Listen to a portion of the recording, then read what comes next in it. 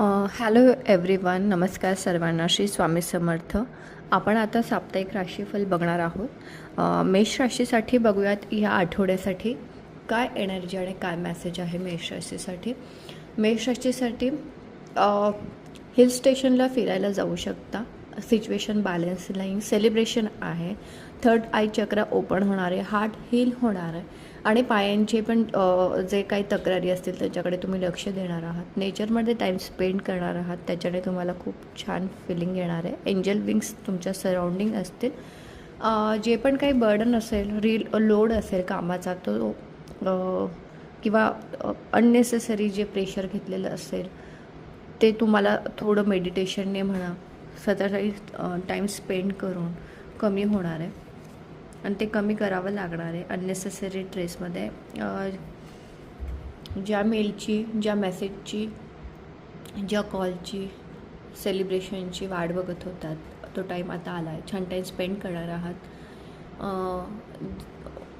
फ्लोमध्ये गोष्टी येणार आहेत. पण इथे पण मी म्हणते पायांची काळजी घ्या. इथेही मी म्हणते पायांची काळजी घ्या. इथेही मी म्हणते पायांची काळजी घ्या. तिन्ही ठिकाणी पायांवरती थोडं लक्ष देण्याची गरज आहे. पण इथे गुड न्यूज आहे. लोटसची एनर्जी आहे. समथिंग बिग अचिव्हमेंट असेल, मग ती स्टुडंटसाठी असेल तर ती एक सक्सेस, किंवा ज्या स्कूलमध्ये मुलांचं ॲडमिशन करायचं होतं, ज्यासाठी स्ट्रगल करत असाल तर ते ॲडमिशन होणार आहे. प्रमोशन किंवा न्यू जॉब ऑफर लेटर असेल, किंवा ट्रॅव्हलिंग रिलेटेड जर इन्फॉर्मेशन असेल, कॉन्ट्रॅक्ट साईन होणार असेल तर तिथे होताना दिसते. कुठलेही इमोशन होल्ड करून ठेवू नका, किंवा कुठल्याही गोष्टी स्टक करून ठेवू नका. ते रिलीज करा, त्याच्याने नवीन गोष्टी ॲड होण्यासाठी मदत होईल.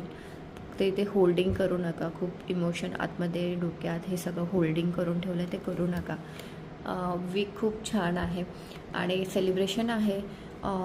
स्वतःला पॅम्पर करणार आहात, स्वतःकडे लक्ष देणार आहात. स्वतःसाठी ज्वेलरी म्हणा किंवा नवीन ड्रेसेस, शूज घेणार आहात. एक रिलॅक्स टाईम स्पेंड करणार आहात.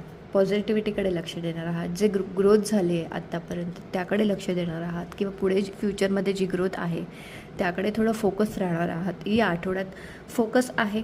फक्त पायांची काळजी घेण्याची गरज आहे. अननेसेसरी बर्डन घेण्याची आवश्यकता नाही आहे. आणि मागे कुठल्या तरी मेमरीमध्ये स्टक आहात तर त्यातनं बाहेर येणार आहात. इमोशनल